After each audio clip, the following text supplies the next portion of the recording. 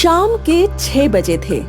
समीर अपने आलीशान घर के हॉल में बैठा सिगरेट पी रहा था। ये वही समीर था जिसके पास 6 महीने पहले कुछ भी नहीं था। घर भी रेंट का था और एक स्कूटर था जो कि उस होटल के मैनेजर ने ही दे रखा था जिस होटल में वो डिलीवरी बॉय की नौकरी करता था।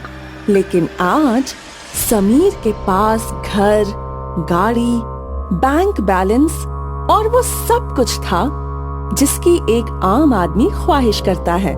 उसका मोबाइल बजा और वो मोबाइल उठाकर कान पर लगाकर बातें करने लगा। हेलो गौरव। हेलो समीर, कैसा है तू? मैं एकदम फर्स्ट क्लास हूँ, तू बता कैसा है? मैं भी एकदम मस्त हूँ। इस वीकेंड कुछ प्लान किया? समीर ने मुस्कुराकर जवाब दिया, पिकनिक पर जाकर कैंपिंग करने का प्लान है। मस्त आइडिया है। कौन कौन साथ चल रहा है तेरे? शिवांगी और अमित भी हमारे साथ आ रहे हैं। अरे वाह, मजा आ जाएगा। परसों सुबह ही निकल जाएंगे, ठीक है? ठीक है, टाइम बता देना मुझको। इतनी बातें करके दोनों ने कॉल कट कर दिया। नेक्स्ट सैटरडे चारों दोस्त समीर की जीप से पिकनिक मनाने के लिए संजय फॉरेस्ट, जो कि दिल्ली रोड पर है, वहां जाने के लिए निकले।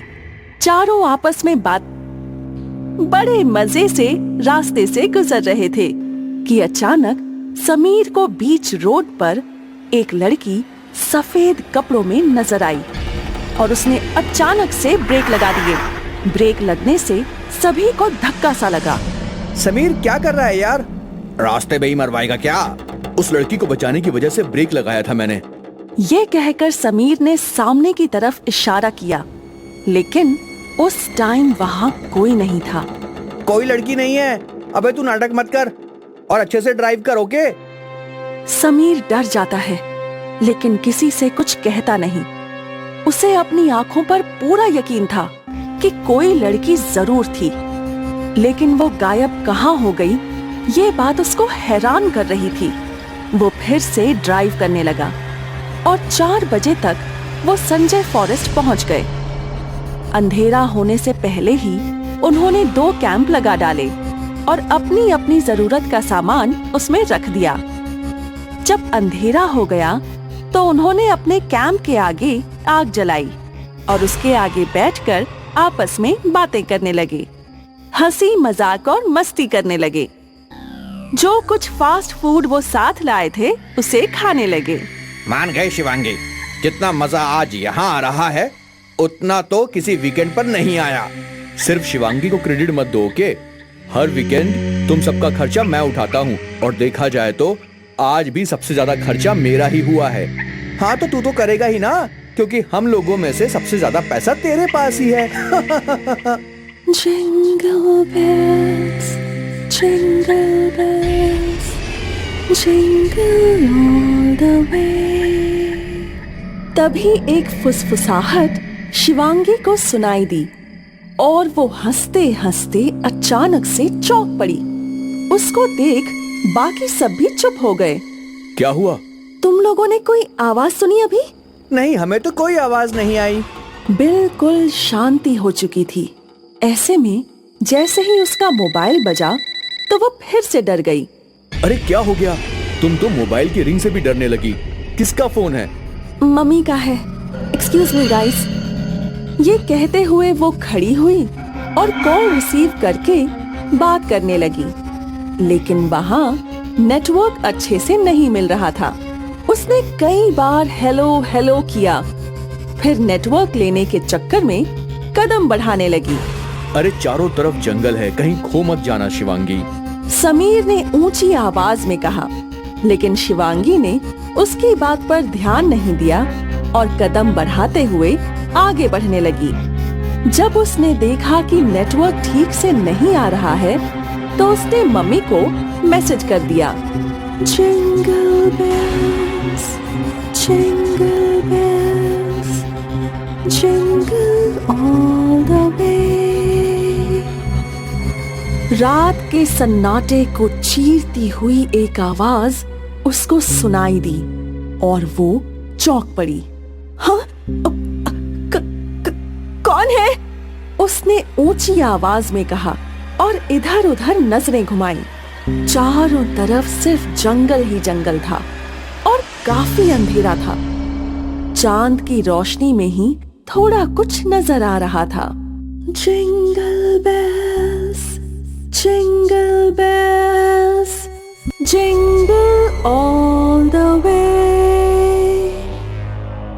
इस बार आवाज बहुत करीब से आई थी और वो बहुत बुरी तरह डर गई।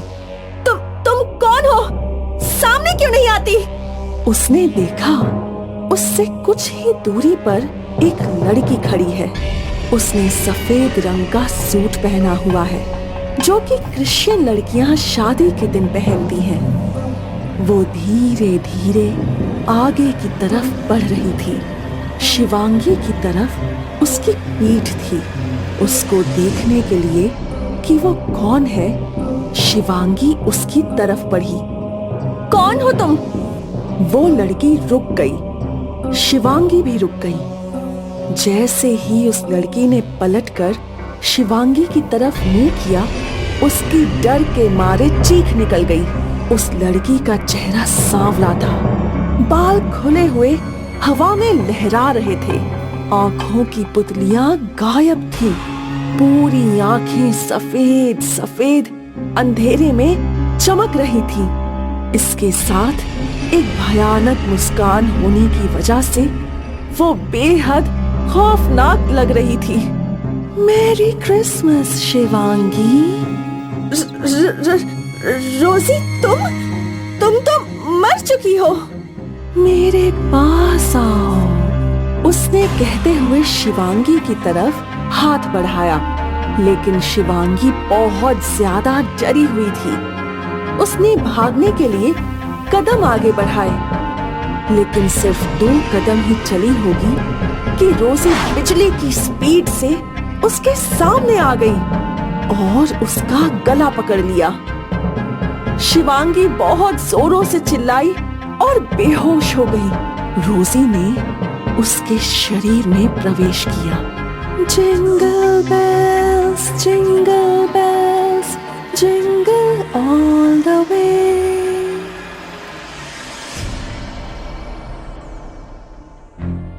सिलीगुड़ी से 30 किलोमीटर दूर है डॉ हिल। वैसे तो ये एक बहुत खूबसूरत हिल स्टेशन है, पर रात होते ही यहाँ का वर्तमान बिल्कुल बदल जाता है। ये उन दिनों की बात है जब आर्यन, जो एक इंजीनियर था, उसकी पोस्टिंग डॉ में हुई थी। वो अपना सामान लेकर सिलगुर स्टेशन पहुंचा। वहाँ एक क्लर्क उसका इंतजार कर रहा था। Aryan sir, Aryan sir. अरे आया आया। हेलो सर, कैसा था आपका सफर? वैसे सफर तो बहुत अच्छा था, पर लंबा था। सर बहुत देर हो गई आपकी ट्रेन आने में। 4 घंटे लेट है ट्रेन। हाँ, अब है तो क्या कर सकते हैं। छगन, जो वहाँ का लोकल था, वो ढलते हुए सूरज को देखकर परेशान था और आर्यन बेचारा उसकी परेशानी समझ नहीं पा रहा था। क्या हुआ, कोई प्रॉब्लम? नहीं सर, चलिए चलते हैं। डॉ हिल जैसे जैसे नजदीक आ रहा था, छगन की धड़कनें और तेज हो रही थीं। क्या हुआ, तुम्हें ब्लड प्रेशर वगैरह है क्या? नहीं सर, कुछ नहीं, मैं बिल्कुल ठीक हूँ। कुछ दूर गाड़ी चलने के बाद उसकी गाड़ी के आगे एक पहाड़ी लड़की आ गई। अरे छगन, गाड़ी रोको, मारोगे क्या? पर छगन ना रुका। उन दोनों को ऐसा लगा उन दोनों ने उस लड़की को उड़ा दिया।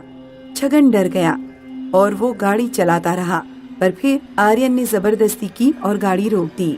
आर्यन गाड़ी से उतरा और पीछे दौड़ा। सर मत जाओ, सर प्लीज मत जाओ। आर्यन ने उसकी नहीं सुनी और वो पीछे दौड़ के गया। वहाँ आर्यन ने देखा तो वो पहाड़ी लड़की बिल्कुल ठीक ठाक खड़ी थी। तुम्हें कुछ हुआ तो नहीं? नहीं, मैं ठीक हूँ। ऐसे रात के अंधेरे में सड़क के बीच में मत चला करो, खामखा तुम्हें कुछ हो जाता। चलो मैं चलता हूँ। अरे रुको, मेरी बात तो सुनो, अपना नाम तो बताओ। आर्यन नाम है मेरा, बाय। आर्यन कमला को बाय करके कार में बैठ गया। अभी उस लड़की का एक्सीडेंट हो जाता। हाँ, तुम गाड़ी रोक नहीं सकते थे क्या? सर वो लड़की नहीं, चुड़ैल है। भूतों का एक्सीडेंट थोड़ी होती है। अरे क्या कुछ भी बकवास कर रहे हो? हाँ, मैंने खुद देखा, वो लड़की है, लड़की। सर, आपने उसका एक्सीडेंट होते हुए भी देखा ना? हाँ? तो उस लड़की को एक खरोच तक क्यों नहीं आई? शायद वो समय पर बगल में हट गई होगी। सर, आप शहर वाले हो इसलिए चुड़ैलों में विश्वास नहीं करते। हम यहीं के हैं, यहाँ क्या क्या होता है हम ही जानते हैं। आप बस रात के समय सावधान रहना। सुनो, मैं अपना देख लूंगा, तुम बस ढंग से गाड़ी चलाओ। छगन ने आर्यन को डाकघर में छोड़ दिया। आर्यन के रहने का इंतजाम यहीं किया गया था। कुछ देर बाद आर्यन फ्रेश होकर म्यूजिक सुन रहा था कि तभी पायल की आवाज सुनाई दी। कौन है? कौन है वहाँ? आर्यन ने उठकर यहाँ वहाँ देखा तो उसे कोई नहीं दिखा। वो फिर से म्यूजिक सुनने लगा। उसे कई बार पायल की आवाज सुनाई दी। उसे समझ नहीं आ रहा था कि आवाज कहाँ से आ रही है। थका हारा होने के कारण उसे नींद आ गई और वो सो गया। अगली सुबह वो उठकर काम पे चला गया। जब वो वापस डाक बंगले पहुंचा तो उसे खिड़की से वही लड़की दिखाई दी। आर्यन उससे मिलने बाहर गया। तुम्हें कैसे पता कि मैं यहाँ ठहरा हूँ? मुझे सब पता है। मेरा मतलब है हमारे यहाँ बस ये एक डाक बंगला ही तो है ठहरने के लिए। स्मार्ट, बहुत समझदार हो तुम। आर्यन और कमला हंसते हुए बातें करने लगे। ये सिलसिला कई दिनों तक चलता रहा। रोज सूरज ढलने के बाद कमला डाक बंगले आती और आर्यन के साथ समय बिताया करती थी। धीरे धीरे आर्यन को कमला भा गई।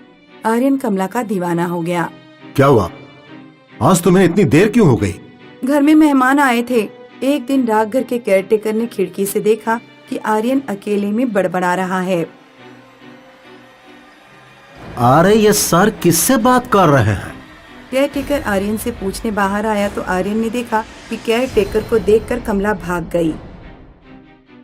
कमला, अरे रुको रुको। क्या भाई, मेरी कमला को भगा दिए? कौन सी कमला सर? यहाँ तो कोई नहीं था। अरे अभी तो यही थी, तुम्हें देखकर भाग गई।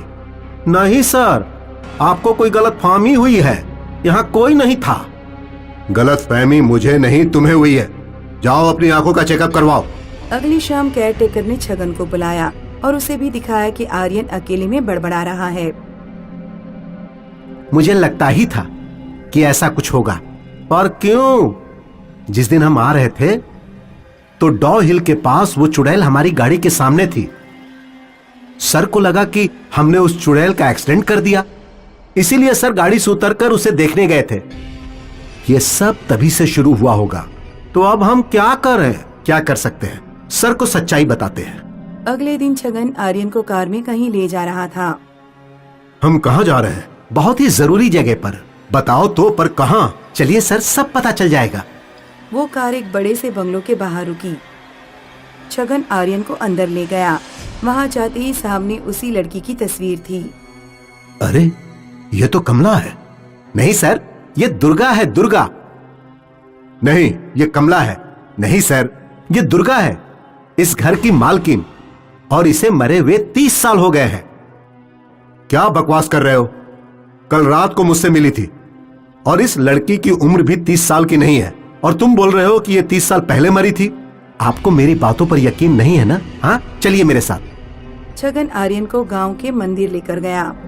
अब तुम मुझे यहाँ क्यों लाए? समझ जाइएगा सर, समझ जाइएगा। आपकी कमला रोज रात को आपसे मिलने आती थी ना? हाँ, पर वो तो डाक बंगला में आएगी। वो यहाँ भी आएगी। दोनों सूरज ढलने का इंतजार करने लगे। सूरज ढलते ही कमला प्रकट हो गई। आप उसे अंदर बुलाओ। क्या बेवकूफों वाली बात कर रहे हो? नहीं सर, आप मेरी बात सुनो। उसको अंदर बुलाओ। वो मंदिर के अंदर हरगिज नहीं आएगी, क्योंकि वो एक चुड़ैल है। कमला, कमला अंदर आओ और इस बेवकूफ की बातों को गलत साबित करो। कमला सोचती रही, और जब आर्यन के कई बार बोलने पर उसने मंदिर में कदम रखने की कोशिश की तो कमला को देवी की शक्तियों से झटका लगा और वो अपने असली रूप में आ गई। वो बहुत ही बदसूरत चुड़ैल थी। देखिए सर, ये है इसका असली रूप। ये एक चुड़ैल है और अब इसका अगला शिकार आप हो। आर्यन हक्का बक्का रह गया। उसके पसीने छूट गए और बस फिर पीछे से एक पंडित आया और उसने मंत्रों का जाप करना शुरू कर दिया। पंडित ने मंत्रों से चुड़ैल को अपने वश में कर लिया। अच्छा हुआ तुम समय रहते इसे यहाँ ले आए। आज तुम्हारी वजह से इस लड़के की जान बच गई छगन।